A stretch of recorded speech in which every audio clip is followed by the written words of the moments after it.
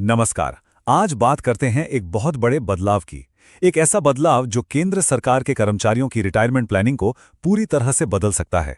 24 जनवरी 2025 की एक सरकारी अधिसूचना ने एक नया विकल्प पेश किया है जो पेंशन के मायने हमेशा के लिए बदल सकता है। आइए समझते हैं कि ये है क्या। सोचिए, क्या हो अगर रिटायरमेंट के बाद आने वाली पेंशन की पूरी गारंटी मिल जाए। मतलब बाजार ऊपर जाए या नीचे, पेंशन पर कोई असर न पड़े। ये एक ऐसा सवाल है जो शायद हर किसी के मन में आता है, और सरकार की ये नई स्कीम इसी का जवाब देने की कोशिश कर रही है। तो हुआ यह है कि सरकार ने नेशनल पेंशन सिस्टम यानी एनपीएस के तहत काम करने वाले अपने कर्मचारियों को अब एक नया ऑप्शन दिया है। एक ऐसा रास्ता जो मार्केट के उतार चढ़ाव वाली अनिश्चितता को हटाकर एक गारंटी वाली पेंशन का वादा करता है। तो आखिर ये है क्या? चलिए इसे थोड़ा गहराई से समझते हैं। इसका नाम है यूनिफाइड पेंशन स्कीम, शॉर्ट में कहें तो यूपीएस। तो सबसे पहली और सबसे जरूरी बात, ये यूपीएस कोई कंपलसरी स्कीम नहीं है। ये एनपीएस के अंदर ही एक ऑप्शन है, एक विकल्प। और इसका सबसे बड़ा वादा क्या है? अश्योर्ड पे आउट, मतलब एक तयशुदा रकम जो मिलेगी ही मिलेगी, चाहे मार्केट का हाल कुछ भी हो। अच्छा, तो फायदे क्या हैं इसके? और फायदे काफी जबरदस्त हैं। जरा सोचिए, 25 साल की सर्विस के बाद जो आखिरी औसत बेसिक सैलरी होगी उसका ठीक 50%, पूरी 50% पेंशन मिलेगी गारंटी के साथ। साथ ही कम से कम 10,000 रुपए की न्यूनतम गारंटी, परिवार के लिए सुरक्षा और महंगाई से बचाने वाली डियरनेस रिलीफ भी इसमें शामिल है। अब सवाल ये उठता है कि सरकार ये गारंटी दे कैसे रही है? आखिर पैसा कहां से आएगा? तो चलिए अब इसके पीछे की पूरी मशीनरी को समझते हैं कि एक कर्मचारी का पैसा असल में काम कैसे करेगा। देखिए, इस पूरी स्कीम की नींव रखी गई है एक टू कॉर्पस सिस्टम पर। मतलब पैसे के दो हिस्से होंगे। पहला है इंडिविजुअल कॉर्पस, सीधा साधा हिसाब, कर्मचारी का अपना पैसा, इसमें उसका 10% कंट्रीब्यूशन और सरकार का भी 10%। और मजेली बात यह है कि इस पैसे को कहां लगाना है यह कर्मचारी खुद चुन सकता है। और दूसरा है पूल कॉर्पस, इसे एक सेफ्टी नेट समझिए।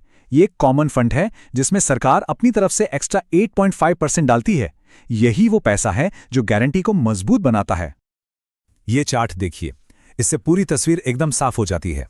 कर्मचारी दे रहा है 10%, सरकार भी दे रही है 10%, लेकिन सरकार एक 8.5% का एक्स्ट्रा कंट्रीब्यूशन भी कर रही है। मतलब कुल मिलाकर सरकार का हिस्सा हो गया 18.5%। यही वो अतिरिक्त 8.5% है जो इस पूरी स्कीम को सुनिश्चित या गारंटीड बनाता है।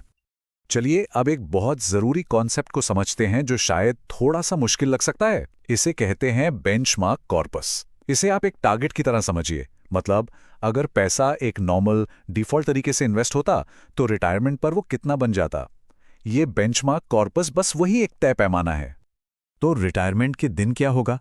असली फंड यानी इंडिविजुअल कॉर्पस की तुलना इसी बेंचमार्क कॉर्पस से की जाएगी।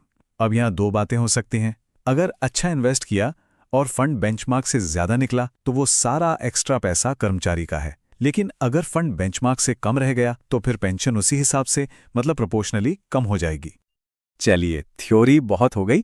अब आते हैं सबसे जरूरी हिस्से पर, कैलकुलेशंस। देखते हैं कि असल में ये नंबर काम कैसे करते हैं। हम सीधे नोटिफिकेशन में दिए गए उदाहरण को ही देखते हैं। यह है सिनेरियो 1, मतलब एक बिल्कुल आइडियल केस। एक कर्मचारी जिसने 25 साल तक नौकरी की, हर महीने अपना कंट्रीब्यूशन दिया, कोई पैसा नहीं निकाला और अपना इन्वेस्टमेंट भी डिफॉल्ट ऑप्शन पर ही रखा। तो यहां देखिए, फॉर्मूला बिल्कुल सीधा है। औसत बेसिक पे जो कि 45,000 रुपए है, उसका 50%।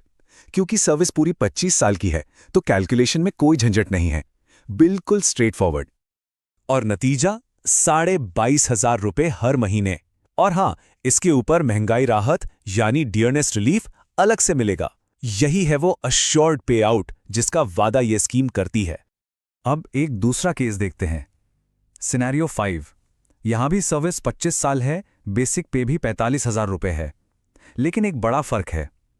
इस कर्मचारी ने बीच में अपने फंड से कुछ पैसे निकाले थे और उन्हें वापस जमा नहीं किया। इसका नतीजा क्या हुआ? उनका असली फंड यानी इंडिविजुअल कॉर्पस सिर्फ 40 लाख रुपए रह गया, जबकि बेंचमार्क कॉर्पस यानी टारगेट 50 लाख रुपए का था। और इस एक फैसले का असर देखिए इस चार्ट में। आइडियल केस में पेंशन थी 22,500 रुपए, लेकिन पैसे निकालने की वजह से अब पेंशन घटकर हो गई 18,000 रुपए। मतलब लिए गए निर्णय सीधे अंतिम पेंशन को प्रभावित करते हैं। लेकिन कहानी यहां खत्म नहीं होती।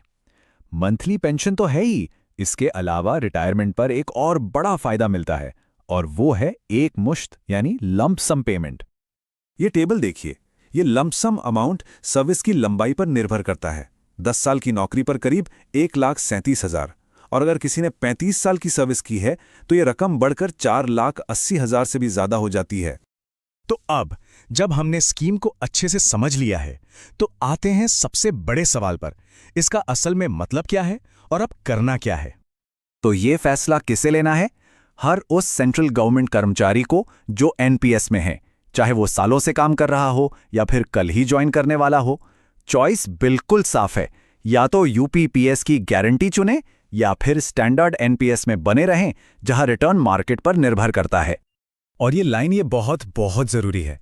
नोटिफिकेशन में साफ साफ लिखा है, ऐसा विकल्प एक बार प्रयोग किए जाने के बाद अंतिम होगा। मतलब ये फैसला इरिवर्सिबल है। एक बार चुन लिया तो चुन लिया, इसे बाद में बदला नहीं जा सकता। इसलिए इसे बहुत ही ज्यादा सोच समझ कर लेना होगा। और हां, ये तारीख अपने कैलेंडर में मार्क कर लीजिए, 1 अप्रैल 2025। इसी दिन से ये स्कीम लागू हो जाएगी। तो पूरी टाइमलाइन कुछ ऐसी है। 24 जनवरी को नोटिफिकेशन आया, 1 अप्रैल से स्कीम शुरू हो जाएगी, और भविष्य में जब रिटायरमेंट का दिन आएगा तो पेंशन इस बात पर निर्भर करेगी कि आज क्या फैसला लिया गया था। तो ये सिर्फ एक नई पेंशन स्कीम नहीं है, ये रिटायरमेंट को देखने के नजरिए में एक बहुत बड़ा बदलाव है। ये मार्केट के रिस्क के ऊपर सुरक्षा और निश्चितता को चुनने का एक मौका है। अब इसका असर लाखों सरकारी कर्मचारियों और उनके परिवारों पर कैसा होगा,